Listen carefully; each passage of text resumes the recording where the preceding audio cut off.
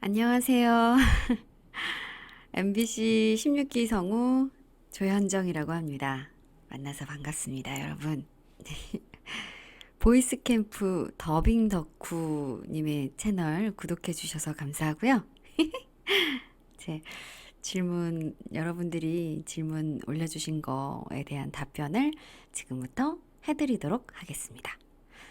음, 오버워치 8화를 맡으셨는데, 플레이어들이 궁극기를 다 못 듣고 죽는 것을 인지하고 계신지 궁금합니다.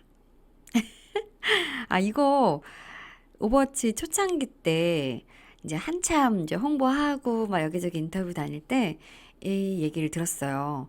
처음에는 그냥 항상 시그니처 멘트 하늘에서 정의가 빗발친다 이거 이제 요청을 많이 해주셔가지고 여기저기 다니면서 이제 많이 했는데 사실은 이 멘트를 다 들으시는 유저분들이 많지 않다라는 얘기를 듣고 한편으로는 안타깝기도 하고 또 한편으로는 그럼 내가 이런 인터뷰에서라도 많이 많이 들려드려야겠다. 평상시에 게임할 때 못 들으시니까 그런 생각을 한 적 있죠.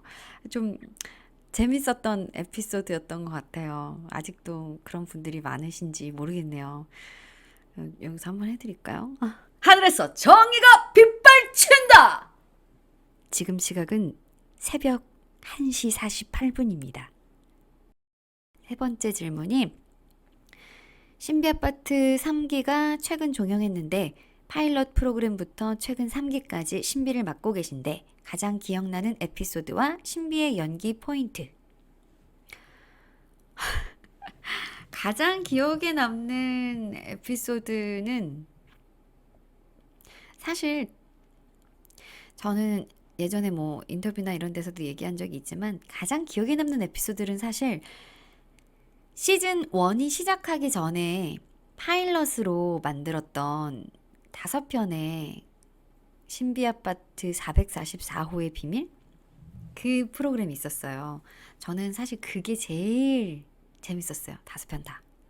저희 유튜브 채널에 보면은 그때 그때의 그 444호의 비밀을 보면서 이제 두리성우랑 하리성우랑 같이 이제 코멘터리 하는 그 영상을 제가 이제 찍어서 올렸었거든요. 그 정도로 너무너무 좋아하는 에피소드들이 담긴 어, 시즌이었던 것 같아요. 비기닝이죠, 비기닝. 신비 아파트 비기닝. 그리고는 아마 신비가 시즌 1 마지막 화? 이것도 역시 뭔가 아직 시작도 하기 일기인데 시작도 하기 전에 신비가 죽어 죽나? 싶은 생각이죠. 도라에몽은 그렇게 오래 해가지고 음 진짜 시즌 몇 년을 해가지고 그렇게 마지막은 아니죠 사실 그냥 어떤 에피소드 중에 하나였지만 그건 진짜 몇 년을 해가지고 그 에피소드가 나왔는데 저는 신비 시작한 지 진짜 시즌 1에서 갑자기 마지막 화에서 죽는다니까 너무 막 깜짝 놀랐죠. 죄송합니다. 어쨌든 그래서 그 에피소드가 가장 뭐랄까 아쉽기도 하고 충격적이었고 안 돼 죽으면 안 돼 정말 죽나? 막 처절했던 그런 에피소드였던 것 같습니다. 그리고 나서는 약간 스토리가 이제 여러 등장인물들이 등장하면서 어떤 세계관이 생기고 그러면서 이제 귀신을 물리친다기보다는 뭔가 예, 아이들이 이제 몇 명 구성원이 생기면서 신비의 역할이 많이 줄어들었어요. 그래서 어느샌가 신비가 좀 뭐랄까 금비랑 함께 약간 듀엣으로 코믹 듀오 같은 느낌처럼 코믹의 요소를 담당하게 된 거죠. 어쨌든 뭐 그래서 사실 기억에 남는 에피소드라기보다는 그렇게 금비와 이렇게 쿵짝쿵짝 거리는 그런 부분들이 사실 제일 재밌기도 하고 기다려지기도 하고 욕심나기도 하고 그런 것 같아요. 그리고 이번 시즌 3에서는 많이 나온 에피소드가 아무래도 기억에 남죠. 네. 화동귀라고 그림 속으로 들어가서 귀신이랑 싸우죠. 화동기랑 싸우죠. 사실 섬찟해요. 여러분 집에 걸려있는 그림이 다 자고 일어나면 바뀌어있다고 생각해보세요. 무서워. 그죠? 그리고 신비의 연기 포인트? 음, 아까도 말씀드렸다시피 신비는 사실 귀엽죠. 귀여운데 또 마냥 아이는 아니고 또 어떻게 보면 애들의 친구 같기도 하고 또 금비가 등장하면서 약간 예전의 캐릭터랑은 또 조금 달라졌어요. 예전에는 그냥 뭐 둘이랑 투닥투닥거리고 뭐 하리랑도 투닥투닥거리고 귀신을 잡으라고는 하지만 귀신은 또 무서워하고 그랬던 캐릭터였던 것 같은데 중간에 좀 용감해지다가 금비가 자기보다 나이 많은 연상녀가 나타나면서 약간 좀 뭐랄까 연하남의 캐릭터의 이미지? 예, 금비에게 좀 뭐랄까 다른 강림이나 이런 잘생긴 오빠를만 바라보는 금비를 이렇게 계속 바라보고 있는 신비. 하지만 챙길 건 또 챙겨주고, 그런 건 보기 싫어하지만 또 이렇게 옆에서 금비를 잘 챙겨주는 그런 캐릭터. 어, 그런 캐릭터로 남아 있어서 그런 성격들을 조금 더 살려보고 싶은 마음도 있죠. 그리고 연기 포인트? 연기 포인트는 개구진, 개구짐을 표현하는 건데 그 개구짐이 사실 신비만의 어떤 개성이 분명하게 드러나는 개구짐? 그래서 사실 신비만의 말투가 신비의 성격을 그대로 반영하는 말투죠. 그래서 똑같은 말을 하더라도 이거 신비가 얘기했으면 달라졌을 거야. 라는 생각을 여러분들도 하실 거예요. 그런 부분에서 조금 더 집중해서 하려고 노력을 하죠. 답변이 잘 됐나 모르겠네요. 뭔가 횡설수설하는 것 같은데. 네, 어쨌든 신비는 재미있고 귀엽고 어, 사랑스러운 캐릭터입니다. 드라마 CD 치즈 인 더 트랩 장보라는 어떤 인물인가요? 이거 진짜 오래된 건데 이걸 보신 분들이 많은가요? 장보라는 사실 약간 요맘때만 해도 제가 좀 저랑 좀 성격이 비슷한 캐릭터들 많이 했던 것 같아요. 그래서 여기서는 이제 홍설이 주인공이죠. 홍설의 절친으로서 네, 좀 약간 여러분들 드라마들 보면은 주인공 절친들의 이미지 어떤 인물인지 아시죠? 좀 뭔가 자유분방하고 또 약간 송곳 같은 조언도 잘 해주고 그리고 좀 편안한 이미지죠. 그래서 주인공이 힘들 때마다 가서 기대고 상담하고 음, SOS 칠 때 와서 구해주고 그런 기타 등등의 절친의 역할을 충분히 해내고 있는 인물이라고 할 수 있죠. 그래서 장보라 역할을 할 때도 음, 그의 연인이었던 이름이 또 생각이 안 나네요. 그때 홍범기 성우가 장보라의 연하남 연인으로 나왔었죠. 캐릭터 이름이 생각이 안 나네요. 근데 어쨌든 이렇게 우직하니 곁에서 계속 지켜보다가 나중에 고백으로 훅 치고 들어오는 연하남으로 심쿵했던 그런 캐릭터를 홍범기 성우님이 아주 멋지게 연기를 해주셨죠. 아무튼 그렇습니다. 장보라는 그런 친구예요. 밝고 명랑하고 유머러스하고. 근데 그 홍범기 성우님이 하셨던 그 캐릭터가 고백을 했을 때는 사실 선뜻 그렇게 쿨한 성격처럼 사랑을 한 번에 확 받아들이는 캐릭터는 아니었던 것 같아요. 그래서 사실 좀 밀어냈죠. 그러다가 결국엔 받아들여요. 여러분들 아직 못 보신 분들, 못 들어보신 분들 있으시다면 한번 들어보세요. 드라마만 보신 분들도 있었을 것 같고. 근데 어쨌든 그 드라마 이전에 만들어졌던 드라마 CD. 네, 재밌어요. 엄청 엄청 재밌습니다. 다음, 그리고 여섯 번째, 리그 오브 레전드 게임에서 여러 챔피언을 담당하셨는데 성우 관점에서 보는 챔피언의 특징이 궁금합니다. 성우 관점에서 보는 챔피언의 특징이라.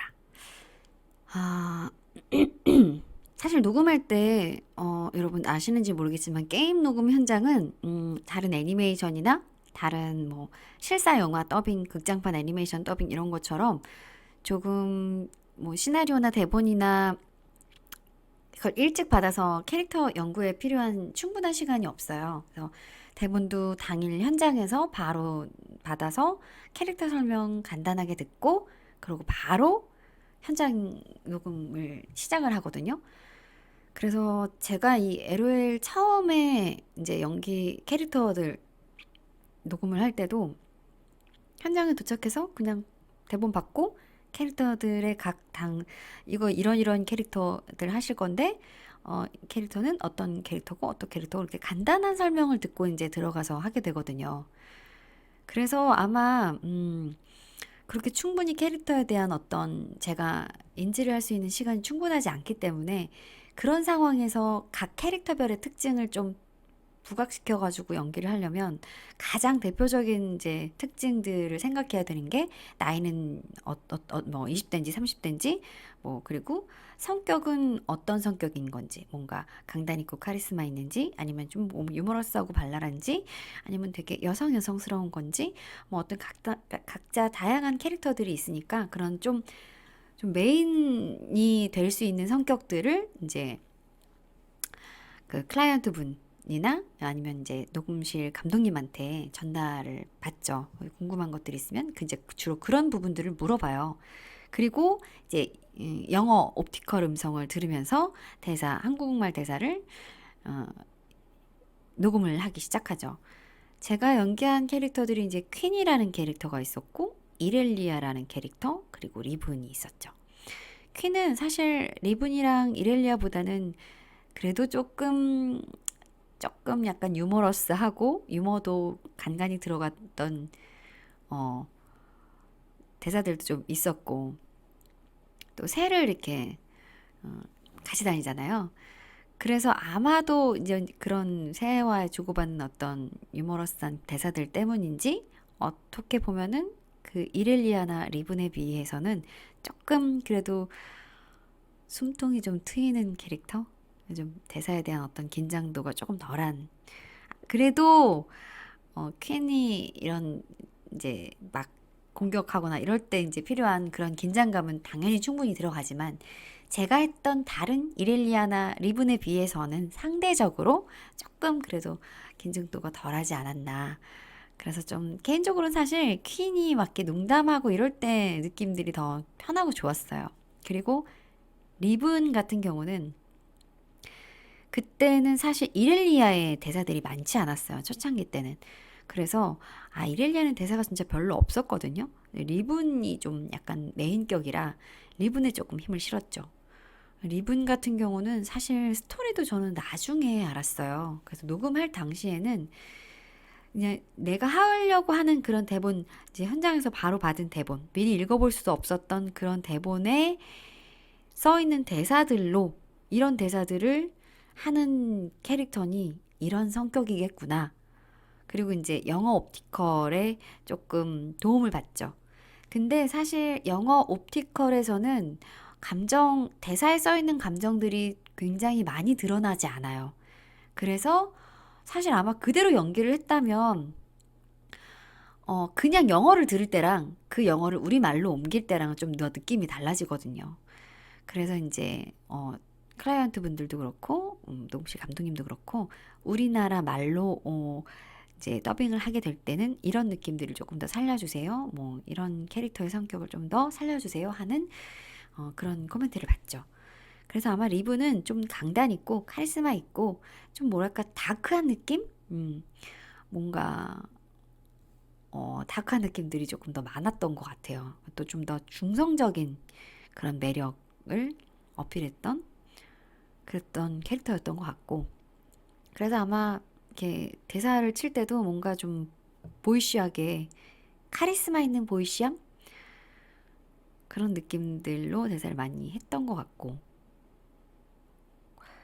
그리고 이렐리아 같은 경우가 이제 뭔가 조금 더 리븐보다는 조금 여성적인 보이스가 조금 더 까랑까랑하게 어, 그랬던 것 같아요. 근데 이제 이렐리아가 2018년도 그때 아마 이제 리뉴얼 되면서 대사들이 조금씩 많아지고 뭐 칼춤을 추는 캐릭터로 이제 좀 더 변화무쌍하게 이렇게 변신을 해가지고 대사량이 좀 많아졌었어요. 근데 그때 이제 이렐리아에 대한 조금 더 디테일한 설명들을 조금 더 많이 들었고, 그래서 이제 이렐리아의 성격들이 조금 더 많이 완성되어졌던 것 같아요. 그래서 최근에 저는 더 많이 이 캐릭터들에 대해서 알게 되었어요. 그래서 아마도 이제 뭐 다음에 업데이트한 대사들이 있거나 이랬을 때는 조금 더 그런 것들이 좀 더 가미돼서 좀 더 더 많이 완성된 리븐과 이렐리아 퀸의 대사들이 나올 수 있지 않을까라는 생각을 해봅니다. 얘기가 너무 길어진 것 같아. 만화 너에게 닿기를 요시다 치즈루는 어떻게 맡게 되신 건가요? 이것도 진짜 오래됐죠. 이때 당시 투니버스에서 제가 투니버스를 많이 가지 않았던 때였어요. 이때가 아마 2009년인가? 2008년인가? 아마 그쯤 8년, 9년, 10년 이때쯤이었던 것 같은데, 이전까지 투니버스를 한 번인가 두 번 가봤나? 그래서 내심 저희 이제 16기 동기 언니 오빠들은 투니버스를 다 갔다 왔더라고요. 근데 저는 한 번도 안 가봐가지고 가고 싶은 생각이 많이 썼던 때였죠. 근데 이제 우연하게 그, 너에게 닿기를 이제 담당 PD님이 랑 트위터 친구를 하게 됐어요. 그래서 이제 뭐 트위터 저희 동기 오빠 이제 재현 오빠랑도 이제 좀 친하고 그 PD분이, 그래서 어떻게 이렇게 타고 해가지고 트위터로 친구를 맺게 됐고, 또 오프라인에서도 이렇게 뭐 안장효 선배님하고도 또 친해가지고 또 이렇게 아름아름 해가지고 한번 뭐 회식 같은 데서 이제 한번 만난 적도 있었고, 그래서 근데 알고 봤더니 저희 집 근처에 사시는 거예요. 그래서 아마 이제 좀 친분이 좀 생겼죠. 그러고 이제 어 하다가 트위터로 이제 그 PD분이 그때 당시에 이제 공개 오디션을 봤었죠. 투니버스 한정이 아니라 좀 더 범위를 넓혀서 다른 방송사 성우들에게도 오디션을 이제 보게 해서 조금 더 뭐 오디션을 좀 범위를 넓게 보기로 했었던 것 같아요. 그래서 트위터에다가 뭐 여기도 공지도 올리고 뭐 어디도 올리고 트위터에도 공지를 이제 여러 군데다가 올린 거죠. 그래서 저도 이제 트위터를 통해서 특친이었으니까 그 공지를 보게 된 거예요. 그래가지고 이제 그 피디님한테 뭐 친분이 있었으니까 이제까지, 저 진짜 저도 보러 가도 되는 거냐고 했더니 뭐 그 오디션 끝나고 같이 밥이나 먹자 이래가지고, 아마 그 PD분이랑 그 전에 친분이 없었다면 저는 용기가 안 났을지도 몰라요.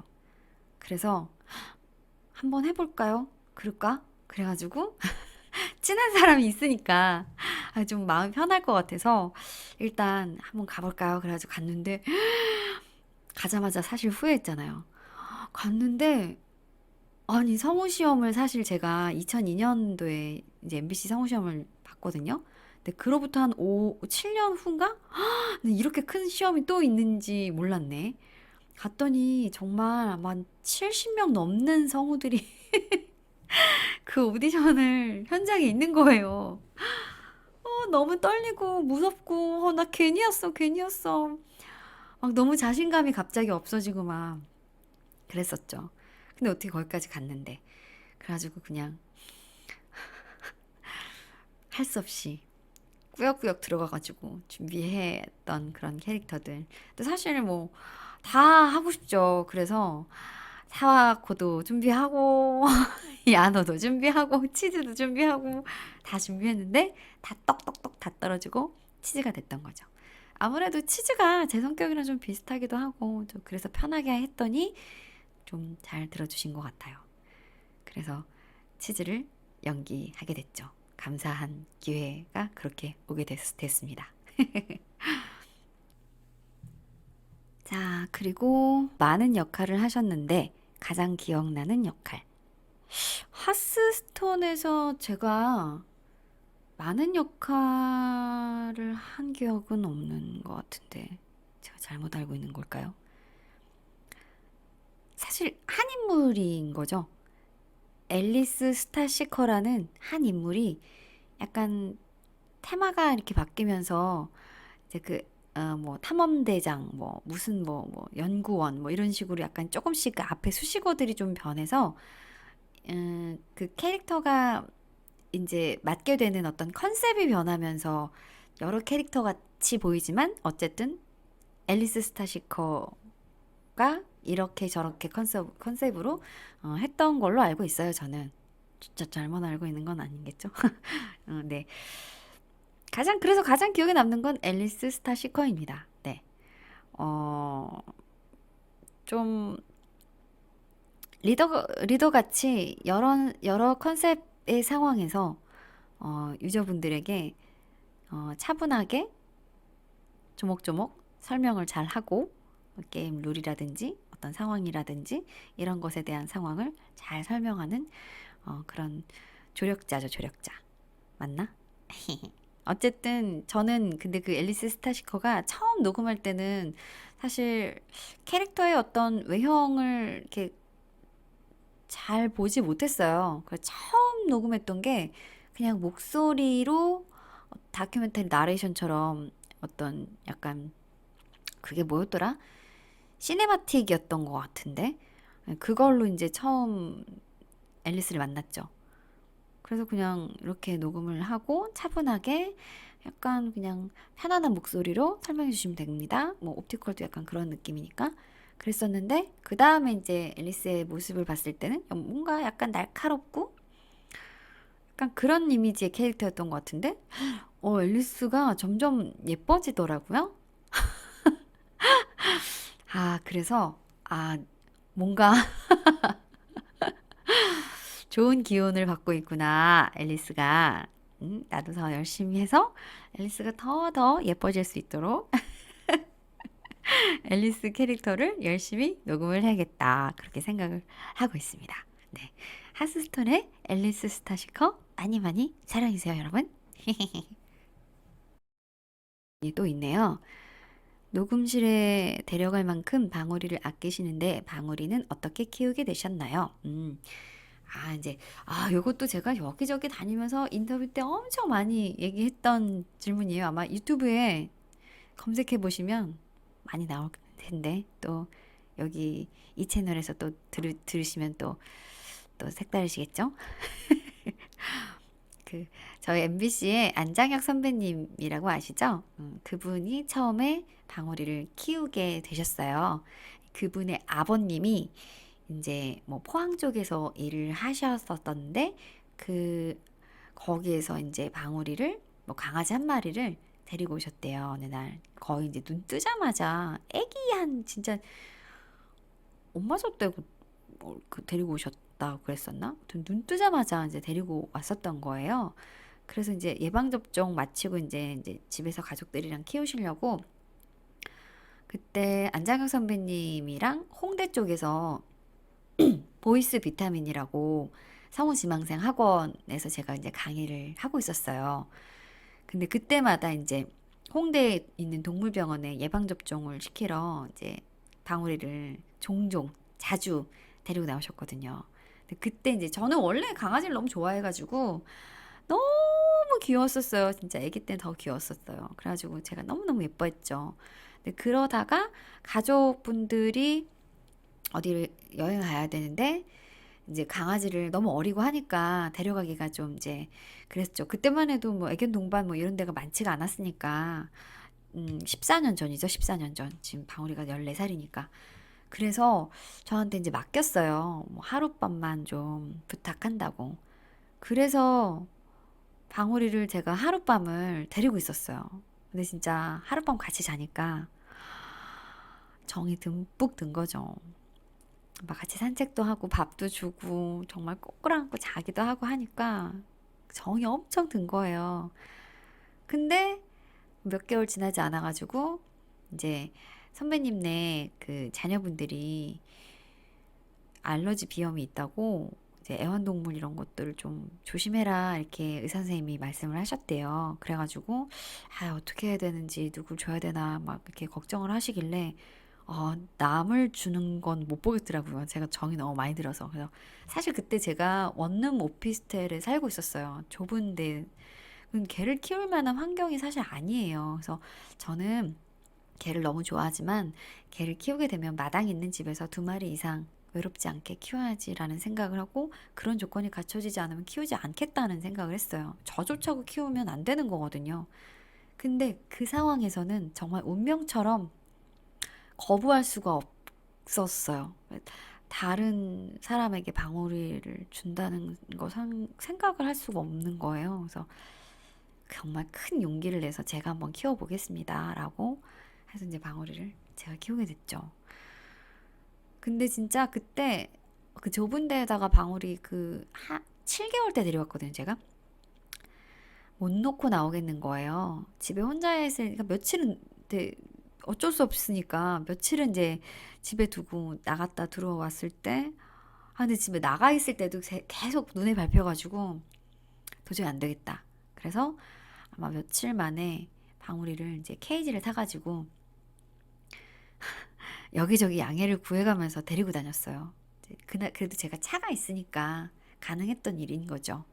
그리고 또 프리랜서고 근데 사실 프리된 지가 얼마 안 돼서 사실 다 여러 녹음실을 제가 많이 다녀본 데도 아니고 다 그 당시엔 제가 막내였으니까 어디 가든 사실 좋은 상황은 아니었어요. 저한테는 참 민폐일 수도 있는 상황이었는데 여러분들이 그래도 너무 잘 양해해 주시고 이해해 주시고 좋으신 분들이 많았던 덕분에 이렇게 오랫동안 방울이를 제가 좋은 환경에서 외롭지 않게 잘 키울 수 있었던 것 같아요. 어쨌든 그렇게 되었습니다. 개별 질문 두 번째. 성우가 된 계기. 계기라고 할 것까지는 없나? 왜냐면 계기라기보다는 우연히 어떤 계기로 인해서 성우가 됐다기보다는 어, 오랜 꿈이었기 때문에 계기라기보다는 꿈이었죠. 그래서 성우라는 직업을 좀 인지하고 알게 됐던 것이 중학생 때였어요. 중학교 때. 이제 TV에서 그때는 되게 외화를 많이 해줬어요. 그때 시트콤 베이사이드의 얄개들이라는 그런 시트콤을 제가 엄청 좋아했었거든요. 거기에 막 강수진 선배님 나오고 막 손원 선배님도 나오고 최덕희 선배님도 나오고 그걸 너무 좋아해가지고 그때 이제 뒤에 누구 어떤 배역의 어떤 성우가 나온 이제 크레딧을 보고선 성우라는 직업이 이런 걸 하는 거구나 그때 알게 됐죠. 그래서 성우에 관심을 그때부터 갖게 됐고 하고 싶다는 생각을 가졌어요. 그래서 고등학생 때부터는 조금 더 내가 성우가 되려면 뭘 해야 되지라는 것에 대한 구체적인 어떤 준비, 검색 이런 걸 하려고 했었던 것 같아요. 근데 성우라는 것에 대해서 연기를 하는 직업이구나라는 걸 좀 알게 돼서 연기를 하려면 뭘 준비해야 되지? 라는 것에서부터 출발했던 것 같아요. 그래서 발음, 발성, 호흡 이런 거를 연습을 해야 된다라는 걸 뭐 어디서 들었나 봐요. 그래가지고 막 볼펜 물고 발음 연습하고 공부하라고 앉았는데 막 그 문제집에 있는 지문 같은 거 볼펜 물고 막 읽고 녹음해서 들어보고 막 근데 그냥 그게 좋아서 했던 것 같아요. 이걸 열심히 해두면 나중에 내가 성우가 될 때 도움이 될 거야라는 생각을 했었던 것 같아요. 근데 그런 순간들이 되게 다 즐거웠고 재밌었어요. 그래서 그러니까 연습하는 과정이 즐거웠기 때문에 또 잘 준비할 수 있었던 것 같아요. 어쨌든 그래서 그렇게 준비를 하고 대학생이 돼서 사실 서울예대를 가려고 했다가 네, 떨어졌죠. 시험을 보고 떨어졌어요. 그래서 재수를 할까 하다가 아니야 나는 연기를 하고 싶지만 일단 이 방송 쪽이 좋은 것 같다라는 생각을 했죠. 그러니까 내가 정말 좋아하는 게 뭘까 하나만 콕 집는다기보다는 그 근본적인 연기를 좋아하니까 나는 이런 것들을 좋아하나 봐. 그래서 조금 더 내가 원하는 게 뭔지를 좀 더 파악하려고 노력을 했던 것 같아요. 그래서 음, 방송 쪽도 좋아하는 것 같으니 일단은 그러면은 학교를 신문방송학과 쪽으로 해가지고 가보자. 그래서 신문방송학과 들어갔더니 정말 잘 간 것 같다는 생각이 들더라고요. 그러니까 이 연기 하나만 판다기보다는 두루두루 이 방송 계통, 이 예술 계통에서 필요한 어떤 그런 경험들을 되게 많이 해볼 수 있었어요. 그래서 신문에 대한, 언론에 대한 공부도 할 수 있었고, 방송, 라디오 방송, TV 광고, 애니메이션, 영화, 뭐, 이런 것들을 되게 많이 공부할 수 있었던 것 같아요. 그래서, 좋았어요. 그리고 이제 졸업할 무렵쯤에 그래도 내가 좋아하는 건 성우인 것 같아 라는 결론을 내렸고, 졸업할 때쯤에 성우에 대한 준비를 좀 더 확실하게 해보자 라는 생각을 해서 이제 학원 같은 것들을 알아보다가 학원을 가게 되고 이제 시험을 보게 됐죠. 그래서 처음에 EBS 서류 심사에서 떨어지고 KBS로 처음 이제 가서 처음 시험을 보게 됐죠. 대본 들고 시험 본 건 처음이었고 그 다음에 MBC 시험을 이제 인터넷에 이제 문제가 뜨는 최초 성우 시험 오프라인으로 보지 않고 최초로 온라인으로 시험 문제가 떠서 파일을 접수하는 그런 시험을 MBC가 최초로 이제 시도를 했거든요. 그때 처음으로 이제 MBC에 1차 합격을 하고 2차는 이제 MBC에 가서 보게 되고 뭐 그런 과정을 거쳐가지고 MBC 성우로 활동을 하게 됐습니다. 세 번째 개별 질문. 유튜브는 어떻게 해서 시작하게 되신 건가요? 유튜브 지금 제가 많은 내적 갈등과 고민과 막 이런 그런 개인적인 여러 개 할 말은 많지만 할 수는 없는 왜냐면 말이 너무 길어지고 막 너무 장황해지기 때문에 어쨌든 내적 고민이 많아요. 지금 당분간 쉬고 있지만 준비는 계속 고민은 계속 하고 있습니다. 유튜브는 어떻게 시작하게 됐냐면요. 하고는 싶었죠. 약간 영상 찍는 것도 좋아하고 영상에 출연하는 것도 좋아하고 또 편집하는 것도 좋아해요.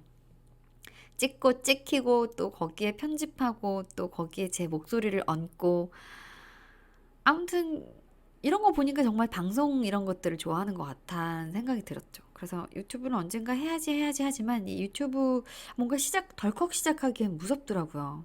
시작을 하면 계속해서 영상을 만들어야 되고 컨텐츠를 기획해야 되고 뭐 하지? 또 그런 컨텐츠에 대한 방향성도 있을 테고 컨셉이나 뭐 그리고 편집에 대한 어떤 좋아는 하지만 아직 그것들을 막 익숙하게 숙련되게 할 줄 몰라요. 기술도 잘 모르고 저 지금 인스타에 짧은 영상 이렇게 좀 많이 올리는데 그거는 짧으니까 할만 하더라고요. 그것도 즉흥적이고 뭐 딱히 컨셉을 안 잡아도 되고.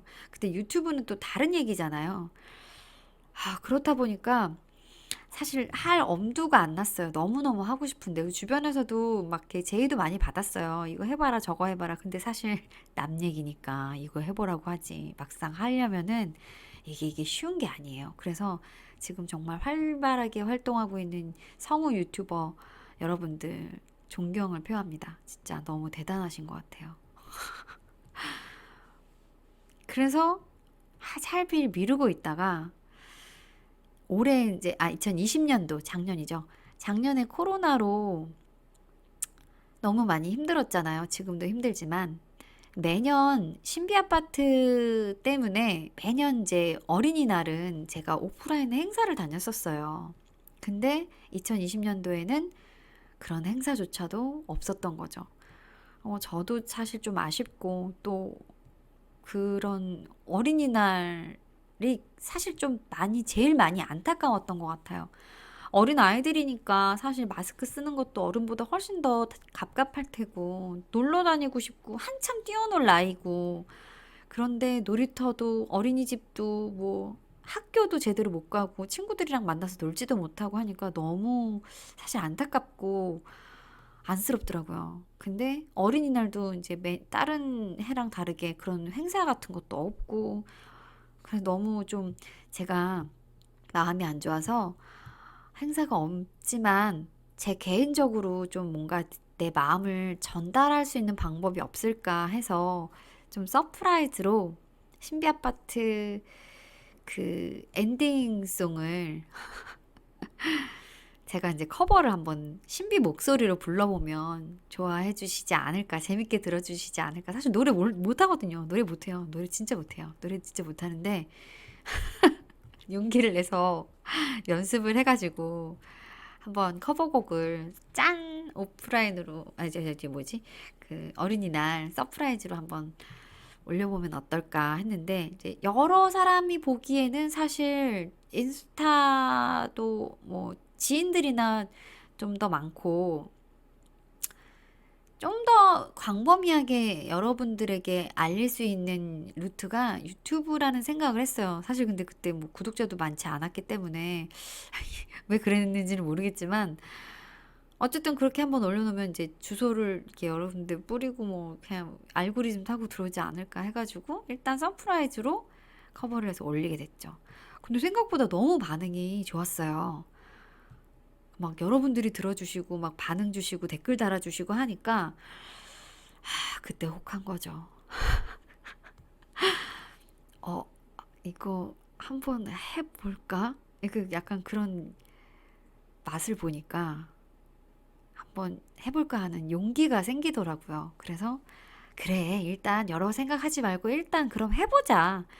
그래서 이제 조금씩 조금씩 준비를 하기 시작했죠. 그래서 오프닝 곡도 커버해보고 또 알고 친하게 지냈던 그 리틀 투니의 그 여러 곡들을 작곡하신 그 음악 감독님이 만든 곡도 커버해보고 여러 가지로 이제 좀 시도를 해보자 해서 이렇게 하다가 그래도 좀 5월 달부터 한 11월 달까지는 그래도 꾸준히 좀 했던 것 같아요. 막 이렇게 저렇게. 근데 참 많이 힘들었어요.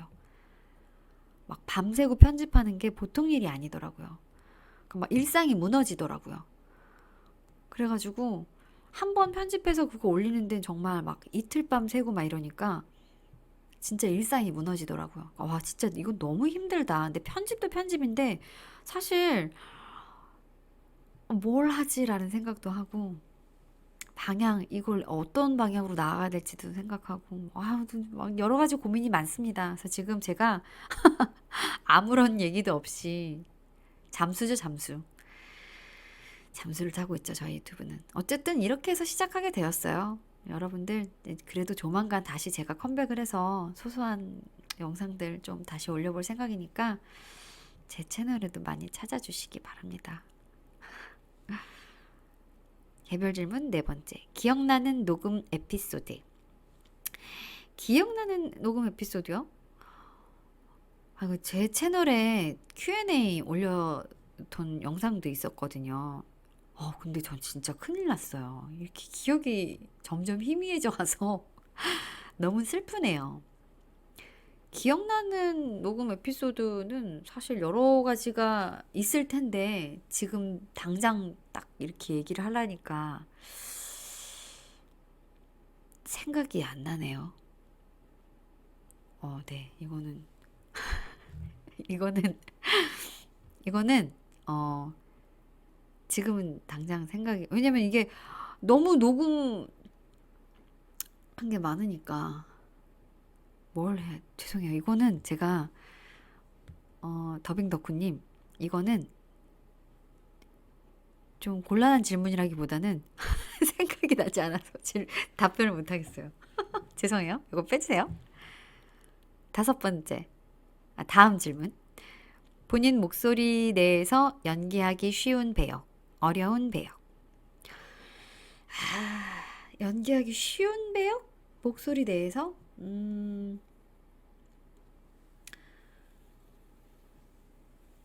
연기하기 쉬운 배역은 사실 제 성격이랑 좀 비슷한 배역이죠. 성격이 좀 비슷한, 이게 목소리 내기 쉬운 배역과 성격을 표현하기 쉬운 배역이 있기는 해요. 의외로 그런 배역들 있잖아요. 신비처럼 까랑까랑하게 막, 야, 뭐, 안녕, 나는 신비라고 해. 이런 소리도 사실 쉬운 배역이긴 해요. 목소리 내기가 저는 사실 그렇게 어렵지 않아요. 근데 이 신비 캐릭터로 막 예고편 녹음이라든지 게임 녹음이라든지 이런 거 계속 소리를 지르면 애니메이션 안에서는 대사들이 계속 소리 지르는 장면만 나오지는 않잖아요. 막 대화도 하고 여러 가지 감정을 연기하는 거는 사실 재밌어요. 어렵다기보다는 약간 카타르시스도 느끼고. 근데 게임이나 이런 거는 계속 소리를 지르고 광고 막 이런 건 계속 소리를 지르고 약간 톤을 높여가지고 뭔가 홍보하고 알리고 해야 되니까 그거는 좀 힘들더라고요. 그래서 신비 역할을 할 때는 감정 표현이나 이런 애니메이션 내에서의 감정 연기하기는 쉬운데 이런 다른 장르, 다른 매체에서의 신비 목소리를 연기하는 거는 좀 어렵다. 그리고 어려운 배역은 사실 제 나이대보다 더 나이가 든 배역들, 뭐 할머니 뭐 이런 배역이 사실 어렵죠. 네, 나이대가 좀 더 많이 든 그런 배역들이 좀 사실 어려운 것 같고요. 아니면 정말 막 갓난아기처럼 막 으드드드드 하는 아기 이런 나이대 너무 어리거나 너무 많거나 이런 배역들이 좀 사실 어렵죠.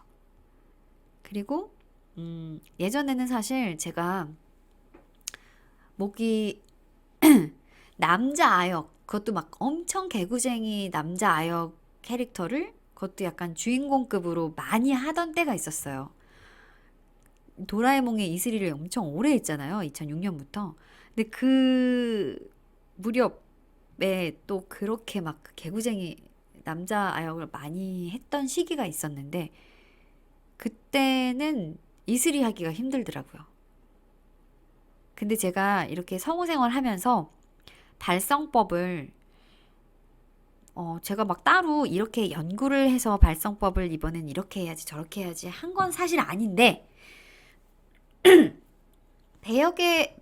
맞는 배역에 따라서 좀 소리를 이렇게 해볼까 저렇게 해볼까 하는 시도는 좀 여러 번 해봤던 것 같아요. 그러면서 여자 아역 발성도 조금씩 변화한 캐릭터들이 많아요. 그래서 이슬이 같은 경우는 사실 초창기에는 여자 아역 발성은 아마 그때 당시는 무조건 그냥 눌러서 안녕 막 이렇게 눌러가지고 했던 발성을 주로 썼었어요. 그래서 그때 당시 막 남자 아역 한창 많이 할 때 그 눌러서 하는 발성으로 여자 아역을 하려니까 너무 힘들었었어요. 곱게 뽑아야 되니까. 이슬이가 또 그렇게 얌전하고 예쁜 캐릭터잖아요.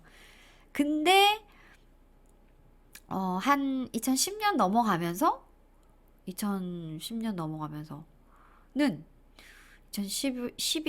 넘어가면서 그 무렵쯤에서는 조금 이제 여자 아역 발성을 이렇게도 해보고 저렇게도 해보고 근데 이거를 좀 설명하려면 또 어려워. 어떻게 요건 요렇게 해서 이렇게 내는 소리가 있고 요렇게 이게 설명하기가 어렵더라고요.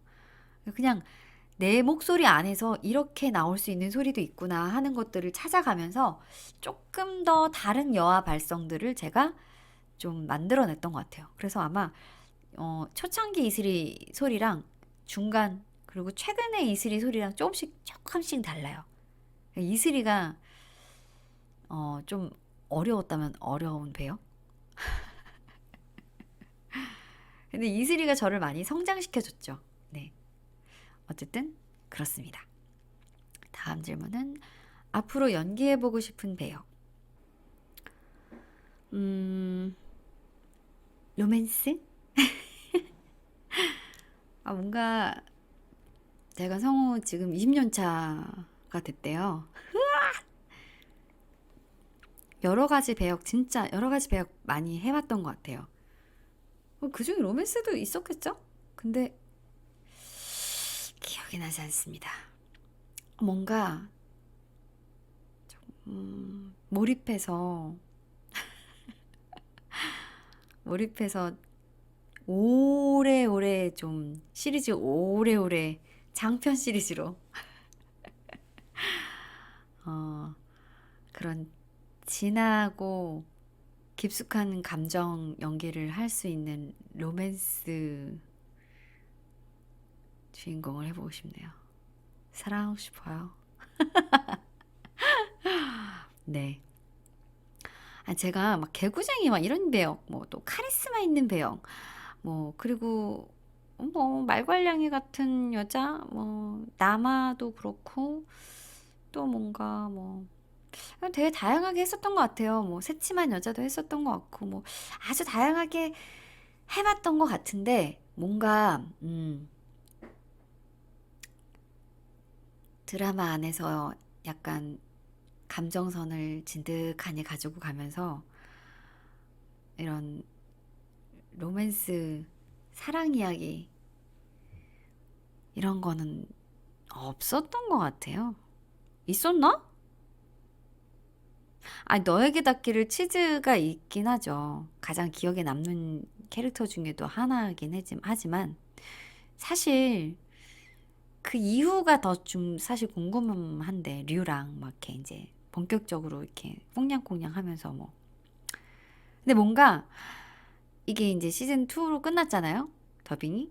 네, 그게 좀 아쉬운 것 같아요. 그래서 그 한을 풀고 싶은가 봐요. 그래서, 좀 사랑 이야기. 사랑의 그런 감정의 곡선을 쭉 느끼면서 처음에는 호감이 없었던 사람이지만 뭔가 호감을 느끼는 막 뭐야 지금 막 시나리오 쓰는 거야 나?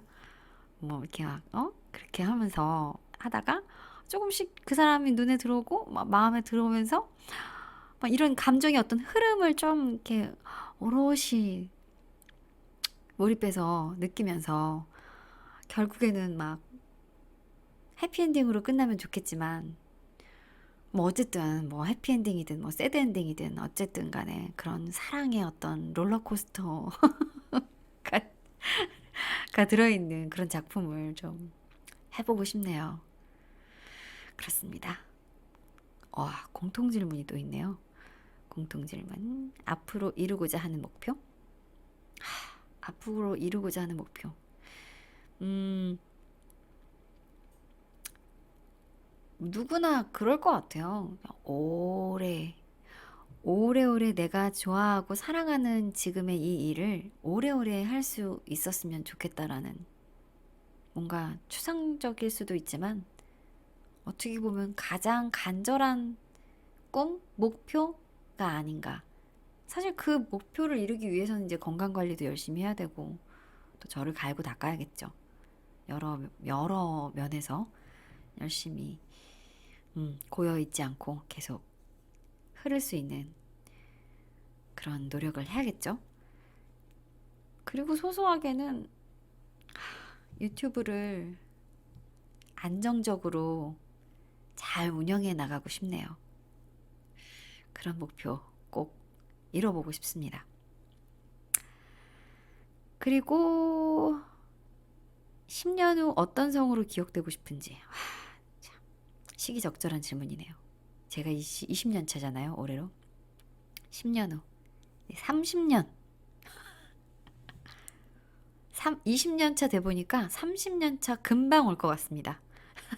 세월이 어쩜 이렇게 빨리 가는지. 뭐였다고 20년인지 참네. 그래서 10년 후, 30년은 정말 금방 올 것 같고요. 10년 후, 먼 얘기 같지만 금방 올 것 같아가지고, 음, 어떤 성으로 기억되고 싶은지, 어떤 성으로든 기억되고 싶네요. 여기서 악센트는 기억입니다. 어떤 성으로 기억되고 싶은지 보다는 어떤 성으로든 기억되고 싶습니다. 여러분들 기억 속에 조현정이라는 성우가 오래오래 어떤 성으로든 그 성 누군가에게는 이런 성으로 기억될 수 있고 또 어떤 사람에겐 또 이런 성으로 기억될 수 있고 사람의 기억에는 제가 여러 형태로 자리 잡을 수 있을 것 같아요. 그래서 어떻게 어떤 성으로 이렇게 딱 명칭 사실 맡고 싶은 배역도 다양한 게 맡고 싶은 것처럼 여러분들 기억 속에도 어떤 성으로든 다양하게 오래오래 기억되고 싶은 그런 마음이 있습니다. 저 잊어먹지 마세요. 기억 꼭 하셔야 돼요. 아셨죠? 선배 성우로서 성우 지망생들에게 조언. 이것도 아마 제가 여름쯤에 이용친 TV 나가가지고 얘기를 했었던 기억이 있습니다. 제가 성우 지망생을 10년 넘게 가르쳤었죠. 정말 많은 학생들을 가슴에 품었었는데,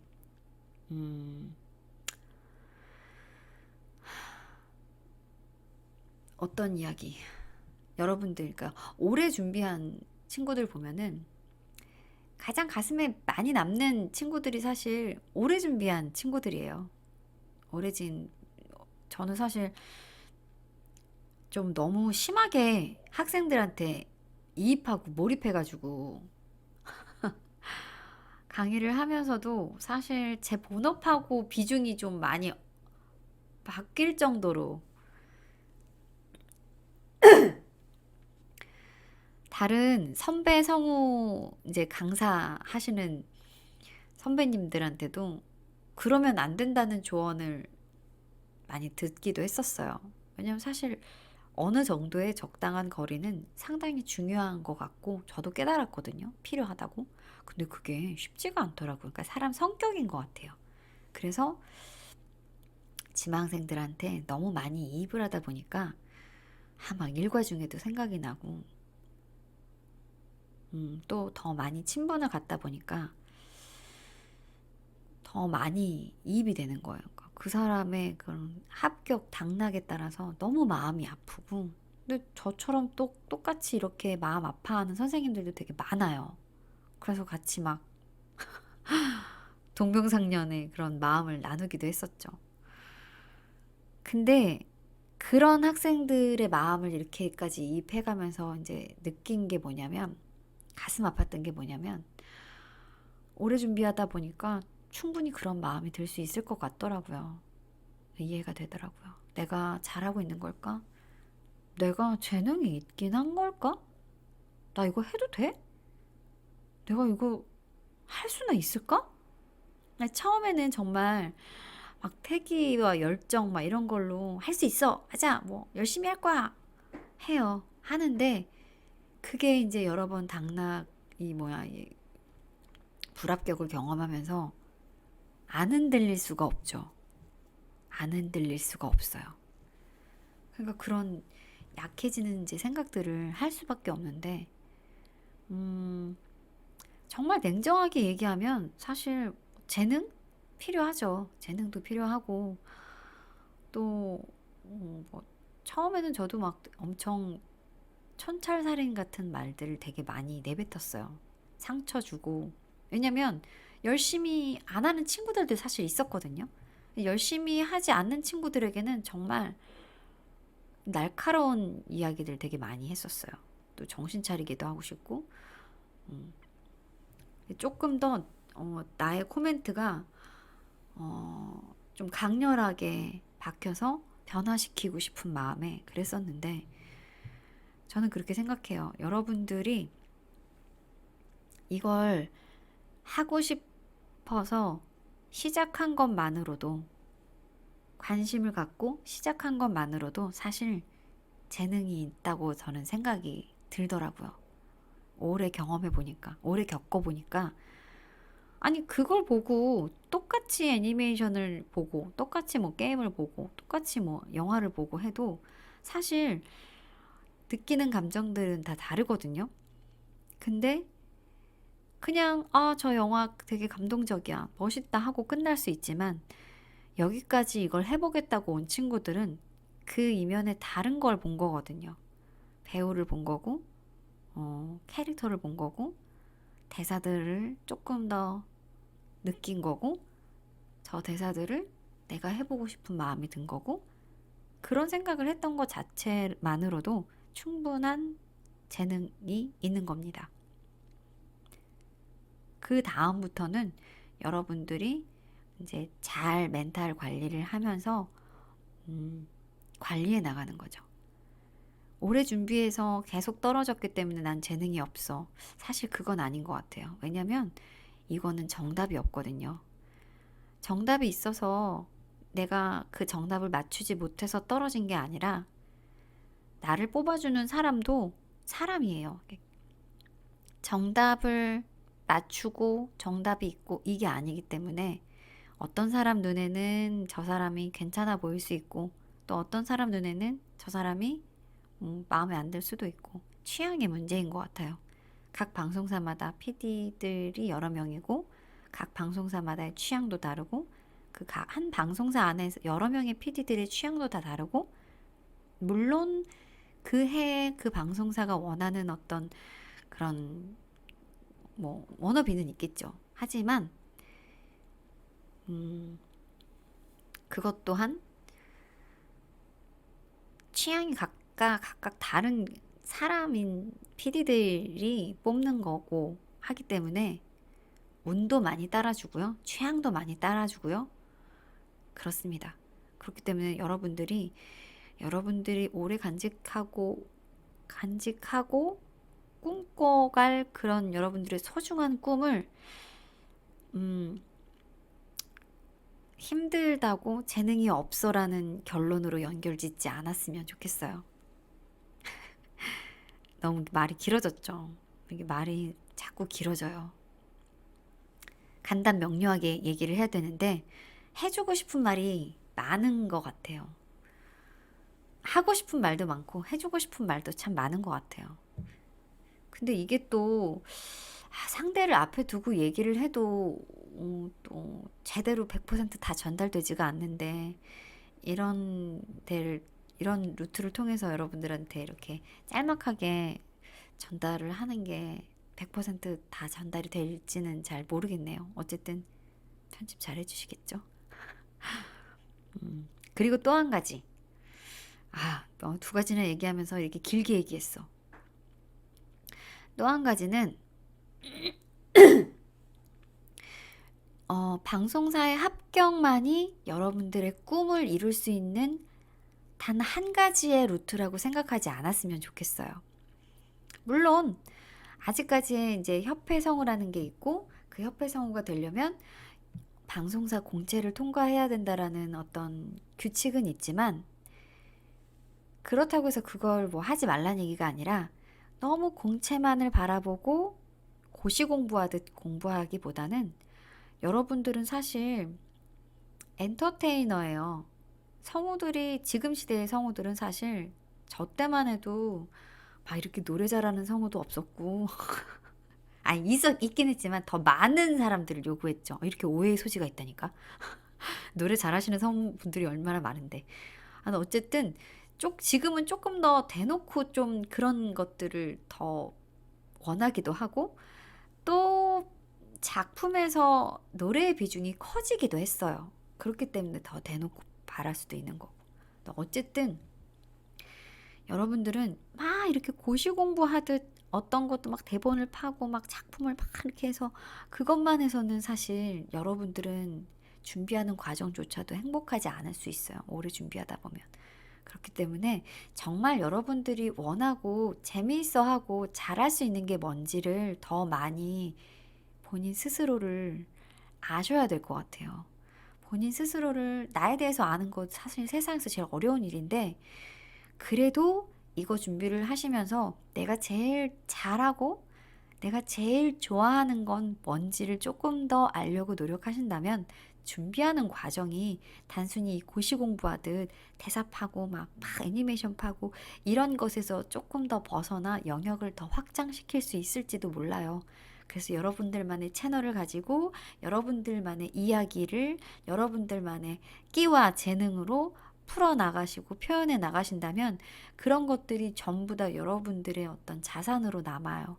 포트폴리오로 남아서 여러분들이 꿈을 펼칠 수 있는 그런 공채의 어떤 그런 루트들을 헤쳐나갈 때 통과할 때 조금이라도 더 도움이 되고 또 여러분들 멘탈 관리에도 굉장한 도움이 될 거예요. 여러분들이 저는 지금 이렇게 낑낑대고 헤매고 있는 유튜브 이런 것들을 여러분들은 조금 더 자유롭게 더 많이 활용을 하실 수 있을 것 같아요. 단순히 구독자가 늘지 않아도, 단순히 뭐 댓글이 많이 달리지 않아도, 이게 내가 어떤 재능을 펼쳐서 영상을 만들어서 그거를 이런 웹상에다가 올린다라는 거, 이게 그리고 그런 영상들이 좀 조금씩 조금씩 쌓여간다는 거, 그것만으로도 사실 엄청난 도움을 받을 수 있을 거예요. 이렇게 두 가지 말씀드리고 싶어요. 나에게 재능이 없느냐 있느냐는 시험의 합격 불합격에 따라서 판가름 짓지 않는다. 나는 재능이 있으니까 이걸 하고 싶어진 거다. 그리고 두 번째는 꼭 내 재능을 방송국 공채에만 쏟지 않는다. 공채로 향하는 그 과정을 충분히 발산하면서 과정에서 내 끼와 재능을 충분히 발산하면서 즐기면서 준비한다.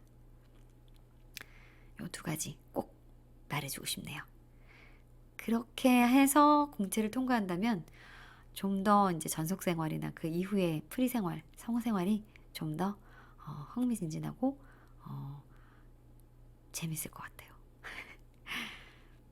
제가 이 질문에 대한 답변을 이렇게 충분히 좀 여유 있는 시간에 하고 싶어가지고 이렇게 새벽 시간에 시간을 낼 만한 때가 오늘밖에 없었어요. 그래서 임박해가지고 제가 이렇게 새벽 시간에 하게 됐는데 그래서 이렇게 계속 목도 잠기고 중간에 막 공기청정기가 갑자기 왜 돌아가는지 뭐 어떤 기타 등등의 소음들이 들어갔으면 죄송합니다. 어쨌든 너무 죄송하고 걱정되네요. 질문당 이렇게 간단 명료하게 답변을 드리고 싶은데 구구절절 막 TMI가 너무 많았던 것 같아서 편집자 분이 힘드실 것 같아요. 힘내세요. 힘내세요. 그럼 이렇게 장황한 답변 끝까지 들어주셔서 너무너무 감사드리고요. 2021년도 여러분들 새해 복 많이 받으십시오. 이게 지금 3월 달에 올라간다고 하는데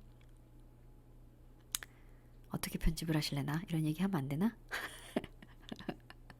어쨌든 2021년도 여러분들이 행복하셨으면 좋겠고요. 성우 조현정도 많이 많이 사랑해 주시고 관심 가져주시고 제가 유튜브를 잘할 수 있게 여러분들 응원해 주세요. 그럼 안녕히 계세요.